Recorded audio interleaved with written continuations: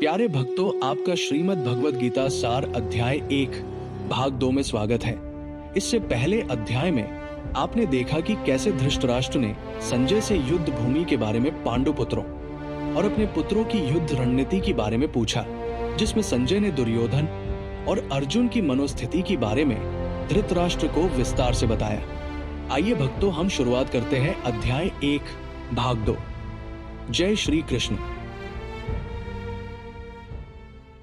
अनंत विजय राजा कुंती पुत्रो युधिष्ठिर नकुल सहदेवश्च सुघोषमणि पुष्पक काश्यश्च परमेश्वास शिखंडी च महारथ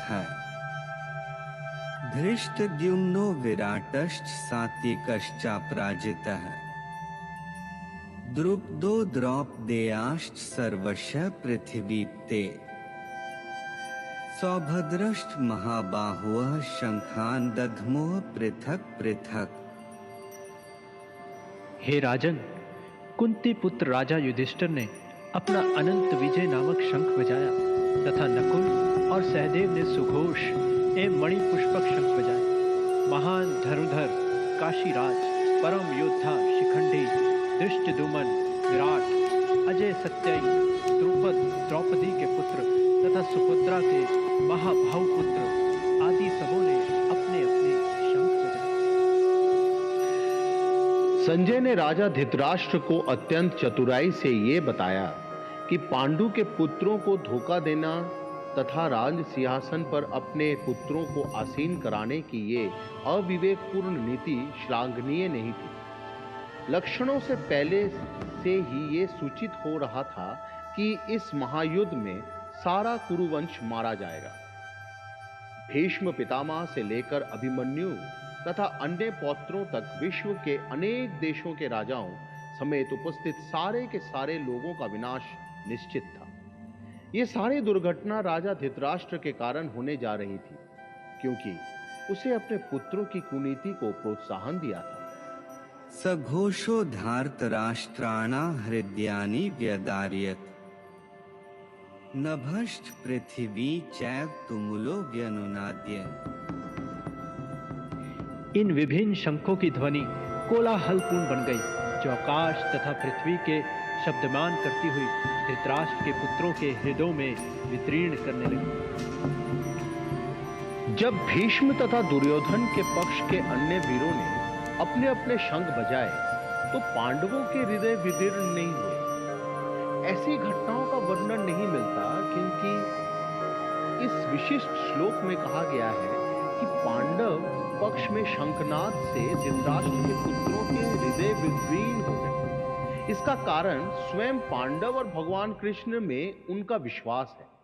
परमेश्वर की शरण ग्रहण करने वाले को किसी प्रकार का भय नहीं रह जाता, चाहे वो कितनी ही विपत्ति में क्यों ना हो। अथ व्यवस्थितान् दृष्ट्वा धार्तराष्ट्रान् कपिध्वजः प्रवृत्ते शस्त्र संपाते धनुरुद्यमे पांडवः ऋषिकेशं तदा वाक्यमिदमाह महीपते। उस समय हनुमान से अंकित ध्वजा लगे रथ पर आसीन पांडु पुत्र अर्जुन अपना धनुष उठाकर तीर चलाने के लिए उद्यत हुआ। हे राजन, धृतराष्ट्र के पुत्रों को व्यूह में खड़ा देखकर अर्जुन ने श्री कृष्ण से ये वचन कहे। युद्ध प्रारंभ होने ही वाला था। उपयुक्त कथन से ज्ञात होता है कि पांडवों की सेना की अप्रत्याशित व्यवस्था से धृतराष्ट्र के पुत्र बहुत कुछ निरुत्साहित थे, क्योंकि युद्ध भूमि में पांडवों का निर्देशन भगवान कृष्ण के आदेश अनुसार हो रहा था। अर्जुन की ध्वजा पर हनुमान का चिन्ह भी विजय का सूचक है, क्योंकि हनुमान ने राम तथा रावण के युद्ध में राम की सहायता की, जिससे राम विजयी हुए। इस समय अर्जुन की सहायता के लिए उनके रथ पर राम तथा हनुमान दोनों उपस्थित थे। भगवान कृष्ण साक्षात राम है, और जहां भी राम रहते हैं वहां नित्य सेवक हनुमान होता है तथा उनकी नित्य संगिनी वैभव की देवी सीता उपस्थित रहती है। अतः अर्जुन के लिए किसी भी शत्रु से भय का कोई कारण ही नहीं था। इससे भी अधिक इंद्रियों के स्वामी भगवान कृष्ण निर्देश देने के लिए साक्षात उपस्थित थे। इस प्रकार अर्जुन को युद्ध करने के मामले में सारा सत परामर्श प्राप्त था। ऐसी स्थितियों में जिनकी व्यवस्था भगवान ने अपने शाश्वत भक्त के लिए की थी, निश्चित विजय के लक्षण स्पष्ट थे। अर्जुन उवाच सेनयोरुभयोर्मध्ये रथं स्थापयमेचुक यावदेतान् निरीक्ष्येऽहं योद्धृकामानवस्थितान् कैर्मया सह योद्धव्यमस्मिन् रणसमुद्यमे। अर्जुन ने कहा, हे अच्युत, कृपया करके मेरा रथ दोनों सेनाओं के बीच ले चलें, जिससे मैं यहाँ युद्ध की अभिलाषा रखने वाले और शस्त्रों की इस महान परीक्षा में जिनसे मुझे संघर्ष करना है, उन्हें देख सकूं। यद्यपि श्री कृष्ण साक्षात श्री भगवान हैं, किंतु वे अहुत की कृपावश अपने मित्र की सेवा में लगे हुए थे। वे अपने भक्तों पर स्नेह दिखाने में कभी नहीं चूकते, इसलिए अर्जुन ने उन्हें अच्युत कहा है। सारथी रूप में उन्हें अर्जुन की आज्ञा का पालन करना था और उन्होंने इसमें कोई संकोच नहीं किया। अतः उन्हें अच्युत कहकर संबोधित किया गया है। यद्यपि उन्होंने अपने भक्त का सारथी पद स्वीकार किया था, किंतु इससे उनकी परम स्थिति अक्षुण्ण बनी रही। प्रत्येक परिस्थिति में वे इंद्रियों के स्वामी श्री भगवान ऋषिकेश हैं। भगवान तथा उनके सेवक का संबंध अत्यंत मधुर एवं दिव्य होता है। सेवक स्वामी की सेवा करने के लिए सदैव उद्यत रहता है और भगवान भी भक्त की कुछ न कुछ सेवा करने की कोशिश में रहते हैं। वे इसमें विशेष आनंद का अनुभव करते हैं कि वे स्वयं आज्ञादाता ना बने, अपितु उनके शुद्ध भक्त उन्हें आज्ञा दें। चूंकि वे स्वामी हैं, अतः सभी लोग उनके आज्ञा पालक हैं और उनके ऊपर उनको आज्ञा देने वाला कोई नहीं है। किंतु जब वे देखते हैं कि उनका शुद्ध भक्त आज्ञा दे रहा है, तो उन्हें दिव्य आनंद मिलता है। यद्यपि वे समस्त परिस्थितियों में अछूत रहने वाले हैं। भगवान का शुद्ध भक्त होने के कारण अर्जुन को अपने बंधु बांधवों से युद्ध करने की तनिक भी इच्छा नहीं थी, किंतु दुर्योधन द्वारा शांतिपूर्ण समझौता ना करके हठ धर्मिता पर उतारू होने के कारण उसे युद्ध भूमि में आना पड़ा। अतः वे ये जानने के लिए अत्यंत उत्सुक था कि युद्ध भूमि में कौन कौन से अग्रणी व्यक्ति उपस्थित हैं। यद्यपि युद्ध भूमि में शांति प्रयासों का कोई प्रश्न नहीं उठता, तो भी वे उन्हें फिर से देखना चाह रहा था और ये देखने चाह रहा था कि वे उस अवांछित युद्ध पर किस हद तक तुले हुए हैं। योत्स्यमानान् वेक्षेऽहं य एतेऽत्र समागताः धार्तराष्ट्रस्य दुर्बुद्धेर्युद्धे प्रियचिकीर्षवः। मुझे उन लोगों को देखने दीजिए जो यहाँ पर धृतराष्ट्र के दुर्बुद्धि पुत्र को प्रसन्न करने की इच्छा से लड़ने के लिए आए हुए हैं। यह सर्वविदित था कि दुर्योधन अपने पिता धृतराष्ट्र की साठगांठ से पापपूर्ण योजनाएं बनाकर पांडवों के राज्य को हड़पना चाहता था। अतः जिन समस्त लोगों ने दुर्योधन का पक्ष ग्रहण किया था, वे उसी के समान धर्मा रहे होंगे। अर्जुन युद्ध प्रारंभ होने के पूर्व ये तो जान ही लेना चाहता था कि कौन कौन से लोग आए हुए हैं, किंतु उनके समक्ष समझौता का प्रस्ताव रखने की उसकी कोई योजना नहीं थी। यह भी तथ्य था कि वे उनकी शक्ति का, जिसका उसे सामना करना था, अनुमान लगाने की दृष्टि से उन्हें देखना चाह रहा था। यद्यपि उसे अपनी विजय का विश्वास था, क्योंकि श्री कृष्ण उसकी बगल में विराजमान थे। संजय उवाच एवमुक्तो हृषिकेशो गुडाकेशेन भारत सैन्योरुभयोर्मध्ये स्थापयित्वा रथोत्तमम् भीष्मद्रोण प्रमुखतः सर्वेषां च महीक्षिता। उवाच पार्थ पश्यैतान् संवेतान् कुरुनिति। संजय ने कहा, हे भरतवंशी, अर्जुन द्वारा इस प्रकार संबोधित किए जाने पर भगवान कृष्ण ने दोनों दलों के बीच उस उत्तम रथ को लाकर खड़ा कर दिया। भीष्म, द्रोण तथा विश्व भर के अन्य समस्त राजाओं के सामने भगवान ने कहा, हे पार्थ, यहां पर एकत्र सारे कुरुओं को देखो। समस्त जीवों के परमात्मा स्वरूप भगवान कृष्ण ये जानते थे कि अर्जुन के मन में क्या बीत रहा है। इस प्रसंग में ऋषिकेश शब्द का प्रयोग सूचित करता है कि वे सब कुछ जानते थे। इसी प्रकार पार्थ शब्द अर्थात पृथा या कुंती पुत्र भी अर्जुन के लिए प्रयुक्त होने के कारण महत्वपूर्ण है। मित्र के रूप में वे अर्जुन को बता देना चाहते थे कि चूंकि अर्जुन उनके पिता वसुदेव की बहन पृथा का पुत्र था, इसीलिए उन्होंने अर्जुन का सारथी बनना स्वीकार किया था। किंतु जब उन्होंने अर्जुन से कुरुओं को देखो कहा, तो इससे क्या अभिप्राय था? क्या अर्जुन वहीं पर ही रुककर युद्ध करना नहीं चाहता था? कृष्ण को अपनी बुआ पृथा के पुत्र से कभी भी ऐसी आशा नहीं थी। इस प्रकार से कृष्ण ने अपने मित्र की मनस्थिति की पूर्व सूचना परिहासवश दी है। तत्रापश्यत् स्थितान् पार्थ पितॄनथ पितामहान् आचार्यान् मातुलान् भ्रातॄन् पुत्रान् पौत्रान् सखींस्तथा श्वशुरान् सुहृदश्चैव सेनयोरुभयोरपि। अर्जुन ने वहां दोनों पक्षों की सेनाओं के मध्य में अपने चाचाओं, ताऊओं, पितामहों, गुरुओं, मामाओं, भाइयों, पुत्र पौत्रों, मित्रों, ससुरों और शुभ चिंतकों को भी देखा।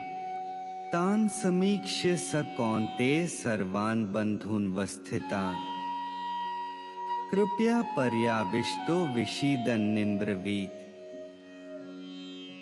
जब कुंती पुत्र अर्जुन ने मित्रों तथा संबंधियों को इन विभिन्न श्रेणियों को देखा, तो वह करुणा से अभिभूत हो गया और इस प्रकार बोला।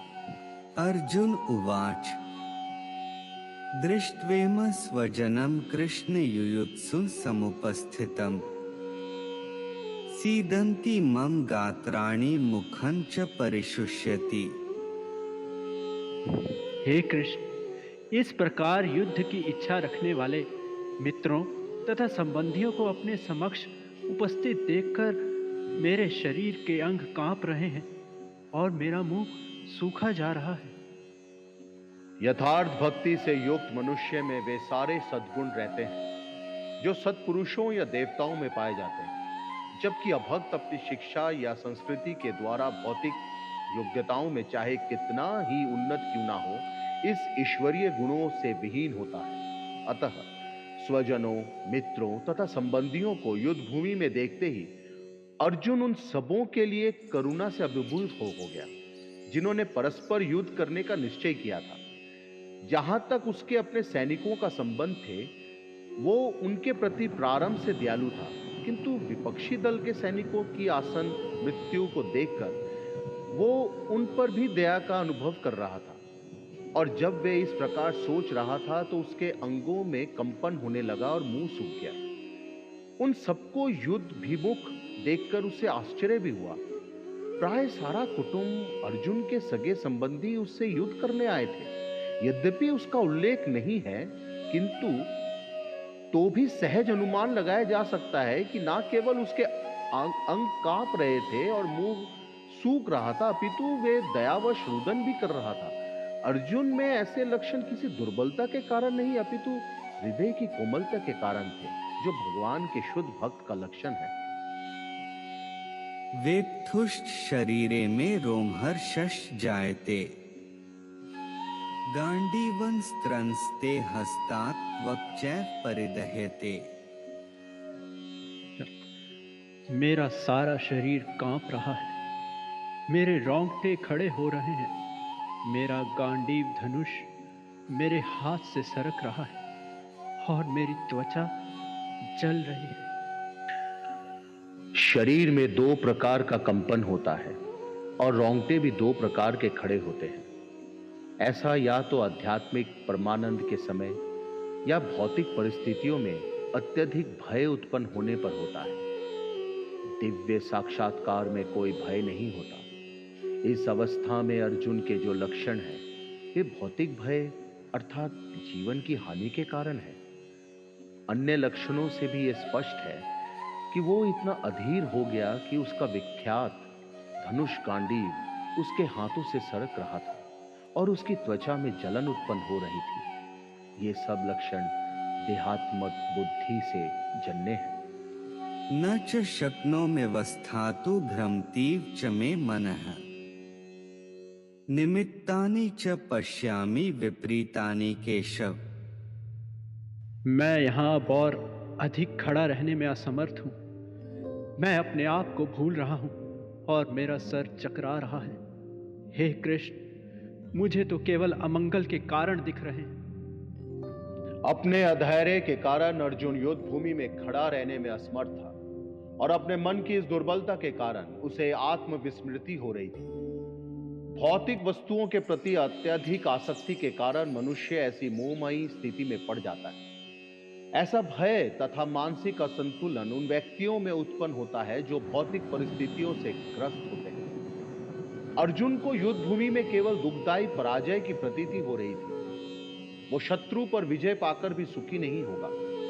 जब मनुष्य को अपनी आशाओं में केवल निराशा दिखती है तो वो सोचता है, मैं यहां क्यों हूं? प्रत्येक प्राणी अपने में तथा अपने स्वार्थ में रुचि रखता है। किसी की भी परमात्मा में रुचि नहीं होती। कृष्ण की इच्छा से अर्जुन अपने स्वार्थ के प्रति अज्ञान दिख रहा है। मनुष्य का वास्तविक स्वार्थ तो विष्णु या कृष्ण में निहित है। बुद्ध जीव इसे भूल जाता है, इसलिए उसे भौतिक कष्ट उठाने पड़ते हैं। अर्जुन ने सोचा कि उसकी विजय केवल उसके शोक का कारण बन सकती है। न च श्रेयोनुपश्यामि हत्वा स्वजन्माहवे न कांक्षे विजय कृष्ण न च राज्य सुखानि च। हे कृष्ण, इस युद्ध में अपने ही स्वजनों का वध करने से ना तो मुझे कोई अच्छाई दिखती है और ना मैं उनसे किसी प्रकार की विजय, राज्य या सुख की इच्छा रखता हूं। ये जाने बिना कि मनुष्य का स्वार्थ विष्णु में है, सारे बुद्ध जीव शारीरिक संबंधों के प्रति ये सोचकर आकर्षित होते हैं कि वे ऐसी परिस्थितियों में प्रसन्न रहेंगे। ऐसी देहात्म बुद्धि के कारण वे भौतिक सुख के कारणों को भी भूल जाते हैं। अर्जुन तो क्षत्रिय का नैतिक धर्म भी भूल गया था। कहा जाता है कि दो प्रकार के मनुष्य परम शक्तिशाली तथा ज्वाल्यमान सूर्यमंडल में प्रवेश करने के योग्य होते हैं। ये है, एक तो क्षत्रिय जो कृष्ण की आज्ञा से युद्ध में मरता है तथा दूसरा सन्यासी जो आध्यात्मिक अनुशीलन में लगा रहता है। अर्जुन अपने शत्रुओं को भी मारने से विमुख हो रहा है। अपने संबंधियों की बात तो छोड़ दे, वो सोचता है कि स्वजनों को मारने से उसे जीवन में सुख नहीं मिल सकेगा, अतः वो लड़ने के लिए इच्छुक नहीं है।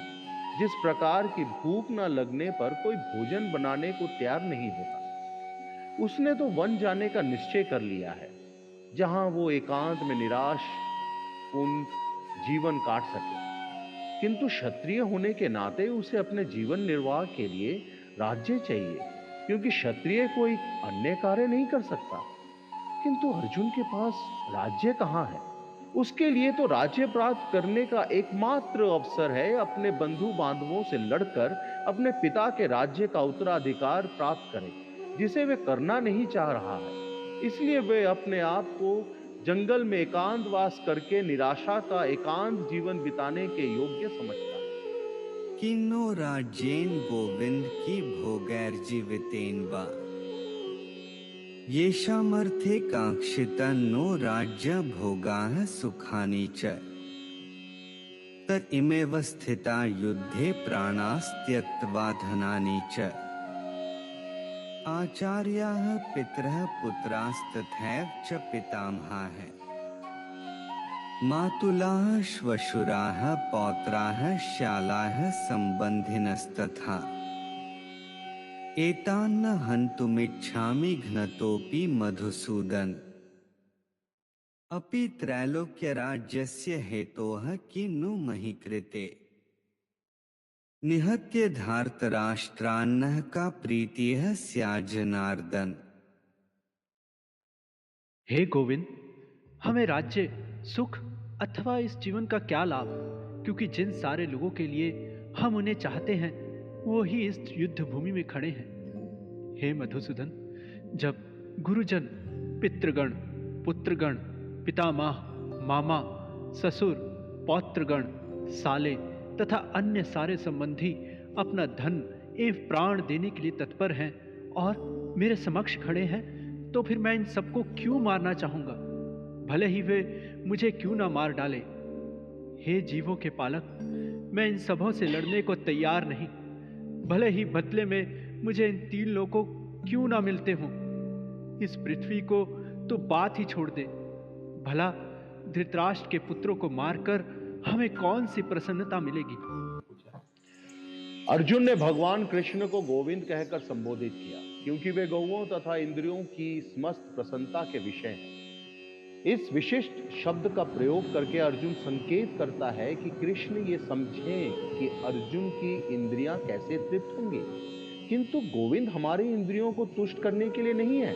हाँ, यदि हम गोविंद की इंद्रियों को तुष्ट करने का प्रयास करते हैं तो हमारी इंद्रियां स्वतः तुष्ट होती हैं। भौतिक दृष्टि से प्रत्येक व्यक्ति अपनी इंद्रियों को तुष्ट करना चाहता है और चाहता है कि ईश्वर उसके आज्ञा पालक की तरह काम करे, किंतु ईश्वर उनकी तृप्ति वही तक करते हैं जितनी कि वे पात्र होते हैं, इस हद तक नहीं जितना वे चाहते हैं। किंतु जब कोई उसके विपरीत मार्ग ग्रहण करता है, अर्थात जब वह अपनी इंद्रियों की तृप्ति की चिंता ना करके गोविंद की इंद्रियों की तुष्टि करने का प्रयास करता है, तो गोविंद की कृपा से जीव की सारी इच्छाएं पूर्ण हो जाती हैं। यहां पर जाति तथा कुटुंबियों के प्रति अर्जुन का प्रगाढ़ स्नेह आशंक रूप से इन सबके प्रति उसकी स्वाभाविक करुणा के कारण है, अतः वो युद्ध करने के लिए तैयार नहीं है। हर व्यक्ति अपने वैभव का प्रदर्शन अपने मित्रों तथा परिजनों के समक्ष करना चाहता है, किंतु अर्जुन को भय है कि उसके सारे मित्र तथा परिजन युद्ध भूमि में मारे जाएंगे और वो विजय के पश्चात उनके साथ अपने वैभव का उपयोग नहीं कर सकेगा। भौतिक जीवन का ये सामान्य लेखा जोखा है, किंतु आध्यात्मिक जीवन उसे सर्वथा भिन्न होता है। क्योंकि भक्त भगवान की इच्छाओं की पूर्ति करना चाहता है, अतः भगवत इच्छा होने पर वो भगवान की सेवा के लिए सारे ऐश्वर्य स्वीकार कर सकता है, किंतु यदि भगवत इच्छा ना हो तो वो एक पैसा भी ग्रहण नहीं करता। अर्जुन अपने संबंधियों को मारना नहीं चाह रहा था, और यदि उनको मारने की आवश्यकता हो तो अर्जुन की इच्छा थी कि कृष्ण स्वयं उनका वध करें। इस समय उसे पता नहीं कि कृष्ण उन सबों को युद्ध भूमि में आने के पूर्व ही मार चुके हैं और अब उससे निमित्त मात्र बनना है। इसका उद्घाटन अगले अध्यायों में होगा। भगवान का असली भक्त होने के कारण अर्जुन अपने अत्याचारी बांधवों से प्रतिशोध नहीं लेना चाहता था, किंतु ये तो भगवान की योजना थी कि सबका वध हो। भगवत भक्त दुष्टों से प्रतिशोध नहीं लेना चाहते हैं, किंतु भगवान दुष्टों द्वारा भक्त के उत्पीड़न को सहन नहीं कर पाते। भगवान किसी व्यक्ति को अपनी इच्छा से क्षमा कर सकते हैं, किंतु यदि कोई उनके भक्तों को हानि पहुंचाता है तो वे क्षमा नहीं करते। इसलिए भगवान इन दुराचारियों का वध करने के लिए उद्यत थे, यद्यपि उन्हें क्षमा करना चाहता था। पाप में वा श्रेयदस्मान हत्वैतानात्तायेन तस्मान्नार्हा वयं हन्तु धार्तराष्ट्रान् स्वबान्धवान् स्वजनम ही कथा हत्वा सुखिनः स्याम माधव। यदि हम ऐसे अतताइयों का वध करते हैं तो हम पर पाप चढ़ेगा, अतः यह उचित नहीं होगा कि हम धृतराष्ट्र के पुत्रों तथा उसके मित्रों का वध करें। हे लक्ष्मीपति कृष्ण, इससे हमें क्या लाभ होगा? अपने ही कुटुंबियों को मारकर हम किस प्रकार से सुखी हो सकते हैं? वैदिक आदेश अनुसार आतताई 6 प्रकार के होते हैं: विष देने वाला, घर में अग्नि लगाने वाला, घातक हथियार से आक्रमण करने वाला, धन लूटने वाला, दूसरे की भूमि हड़पने वाला तथा पराई स्त्री का अपहरण करने वाला, ऐसे आतताइयों का तुरंत वध कर देना चाहिए, क्योंकि उनके वध से कोई पाप नहीं लगता। आतताइयों का इस तरह वध करना किसी सामान्य व्यक्ति को शोभा दे सकता है, किंतु अर्जुन कोई सामान्य व्यक्ति नहीं है। वो स्वभाव से साधु है, अतः वो उनके साथ साधुवत व्यवहार करना चाहता था, किंतु इस प्रकार का व्यवहार क्षत्रिय के लिए उपयुक्त नहीं है। यद्यपि राज्य के प्रशासन के लिए उत्तरदायी व्यक्ति को साधु प्रकृति का होना चाहिए, किंतु उसे कायर नहीं होना चाहिए। उदाहरणतः भगवान राम इतने साधु थे कि आज भी लोग राम राज्य में रहना चाहते हैं, किंतु कभी कायरता प्रदर्शित नहीं की। रावण आतताई था, क्योंकि वो राम की पत्नी सीता का अपहरण करके ले गया था, किंतु राम ने उसे ऐसा पाठ पढ़ाया जो विश्व इतिहास में बेजोड़ है। अर्जुन के प्रसंग में विशिष्ट प्रकार के आतताइयों से भेंट होती है। ये हैं उसके निजी पितामह, आचार्य, मित्र, पुत्र, पौत्र इत्यादि। इसलिए अर्जुन ने विचार किया कि उनके प्रति वो सामान्य आतताइयों जैसे कटु व्यवहार ना करें। इसके अतिरिक्त साधु पुरुषों को तो क्षमा करने की सलाह दी जाती है। साधु पुरुष के लिए ऐसे आदेश किसी राजनीतिक आपातकाल से अधिक महत्व रखते हैं। इसलिए अर्जुन ने विचार किया कि राजनीतिक कारणों से स्वजनों को मारकर वो अपने जीवन तथा शाश्वत मुक्ति को संकट में क्यों डाले। अर्जुन द्वारा कृष्ण को माधव अथवा लक्ष्मीपति के रूप में संबोधित करना भी सार्थक है। वो लक्ष्मीपति कृष्ण को ये बताना चाह रहा है कि उसे ऐसा काम करने के लिए प्रेरित ना करें जिससे अनिष्ट हो, किंतु कृष्ण कभी भी किसी का अनिष्ट नहीं चाहते, भक्तों का तो कदापि नहीं।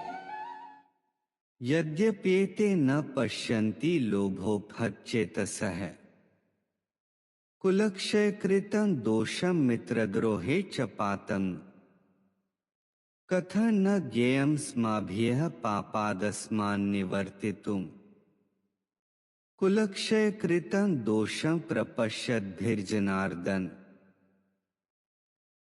हे जनार्दन, यद्यपि लोभ से अभिभूत चित्त वाले ये लोग अपने परिवार को मारने या अपने मित्रों से द्रोह करने में कोई दोष नहीं देखते, किंतु हम लोग जो परिवार के विनिष्ट करने में अपराध देख सकते हैं, ऐसे पाप कर्मों में क्यों प्रवृत्त हो। क्षत्रिय से ये आशा नहीं की जाती कि वे अपने विपक्षी दल द्वारा युद्ध करने या जुआ खेलने का आमंत्रण दिए जाने पर मना करें। ऐसी अनिवार्यता में अर्जुन लड़ने से नकार नहीं सकता, क्योंकि उसको दुर्योधन के दल ने ललकारा था। इस प्रसंग में अर्जुन ने विचार किया कि हो सकता है कि दूसरा पक्ष इस ललकार के परिणामों के प्रति अनभिज्ञ हो, किंतु अर्जुन को तो दुष्परिणाम दिखाई पड़ रहे हैं, अतः वो उस ललकार को स्वीकार नहीं कर सकता। यदि परिणाम अच्छा हो तो कर्तव्य वस्तुतः पालनीय है, किंतु यदि परिणाम विपरीत हो तो हम उसके लिए बाध्य नहीं होते।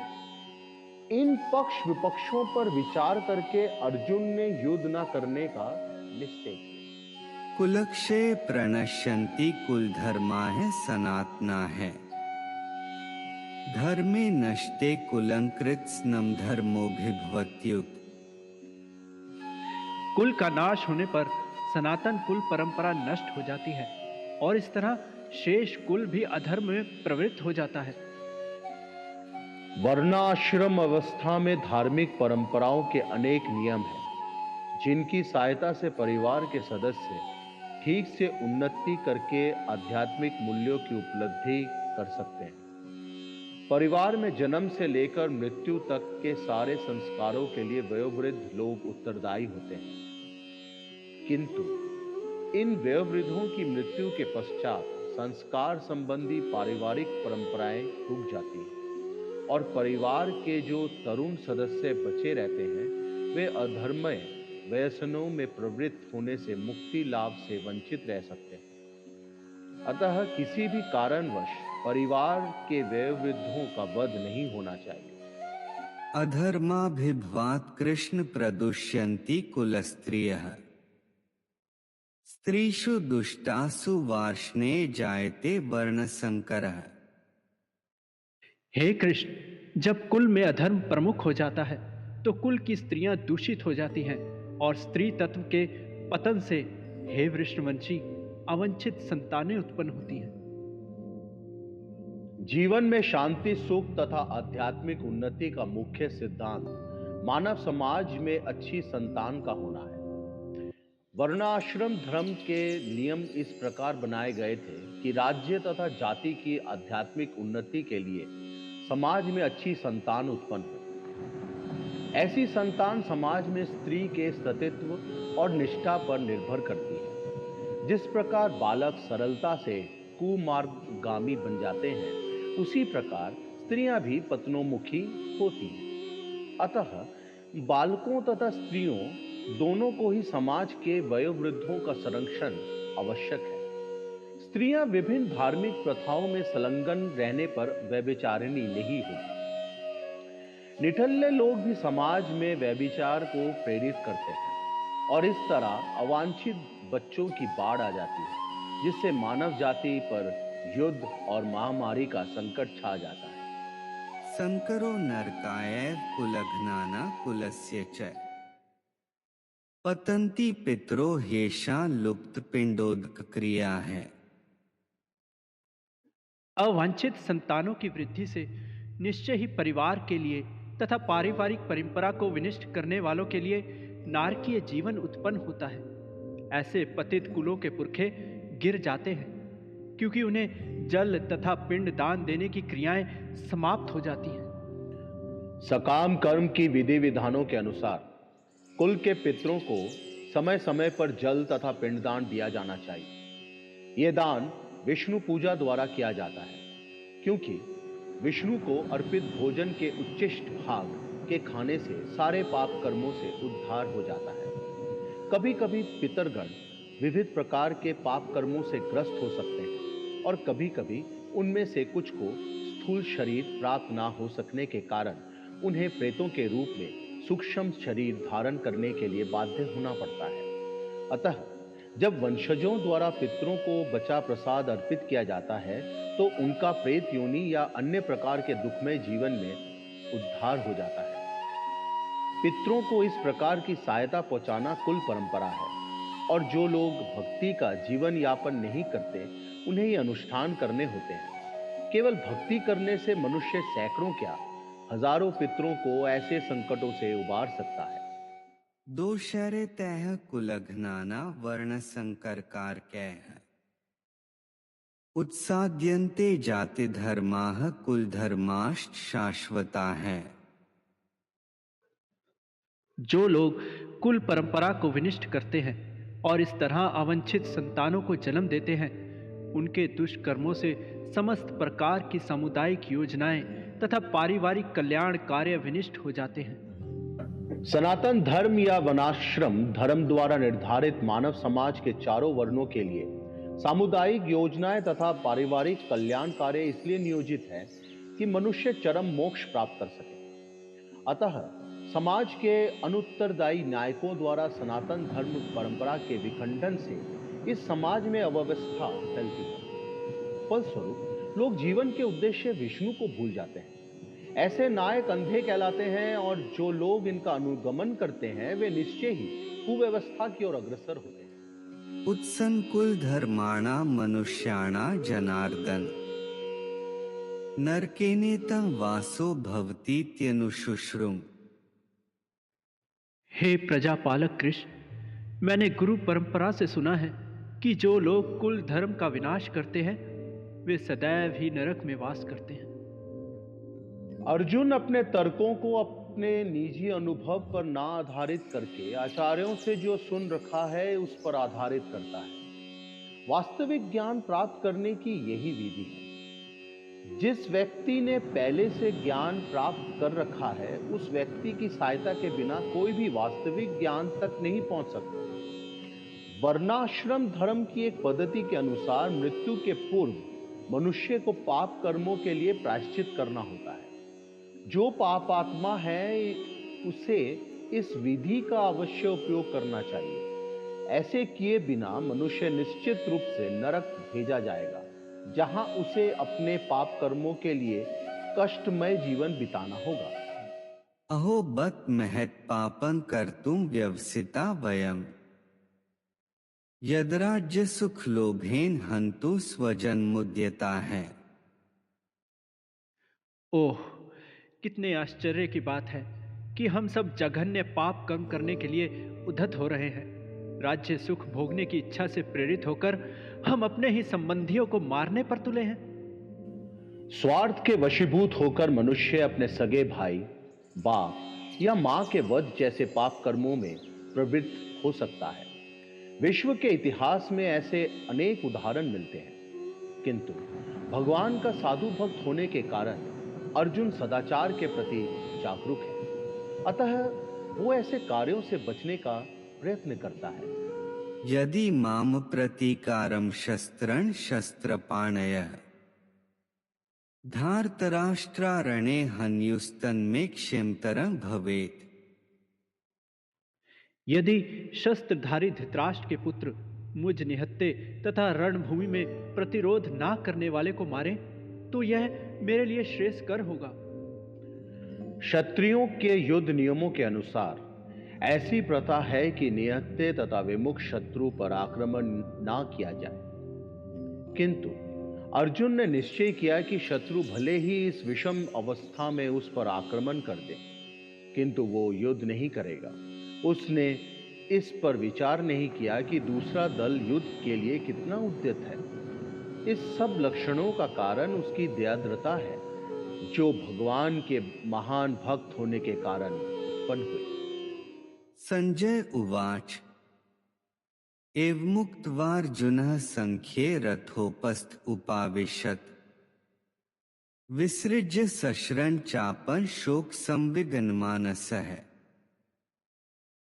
संजय ने कहा, युद्ध भूमि में इस प्रकार कहकर अर्जुन ने अपना धनुष और बाण एक ओर रख दिया और शोक संतप्त चित्त से रथ के आसन पर बैठ गया। अपने शत्रु की स्थिति का अवलोकन करते समय अर्जुन रथ पर खड़ा हो गया था, किंतु वो शोक से इतना संतप्त हो उठा कि अपना धनुष बाण एक और रखकर रथ के आसन पर पुनः बैठ गया। ऐसा दयालु तथा कोमल हृदय व्यक्ति जो भगवान की सेवा में रत हो, आत्मज्ञान प्राप्त करने योग्य है। ओम तत्सदिति श्रीमद्भगवद्गीतासु उपनिषत्सु ब्रह्म विद्यायां योगशास्त्रे श्रीकृष्णार्जुन संवादे अर्जुन विषादयोगो नाम प्रथमोऽध्यायः। ओम तत्सत के साथ श्रीमद् भगवद गीता के प्रथम अध्याय का समापन है। ये घोषणा करता है कि श्रीमद् भगवद गीता एक उपनिषद है जो ब्रह्म विद्या और योग शास्त्र का मूल ग्रंथ है। ये संवाद श्री कृष्ण और अर्जुन के बीच हुआ है। अर्जुन का विषाद केवल द्वंद्व नहीं था, बल्कि सही उत्तर तक पहुंचने का मार्ग था। विषाद से ज्ञान और योग का आरंभ होता है, जो जीवन की कठिनाइयों को समझने और उनका समाधान करने में मदद करता है। यदि आप किसी यात्रा की शुरुआत करते हैं और पहले ही कदम पर रुक जाते हैं, सोचते हैं कि आगे कैसे बढ़ा जाए, तो ये विषाद की स्थिति है। ये गीता का प्रथम अध्याय इसी स्थिति का वर्णन करता है, जिसमें अर्जुन को सही मार्ग पर लाने के लिए श्री कृष्ण ने मार्गदर्शन किया।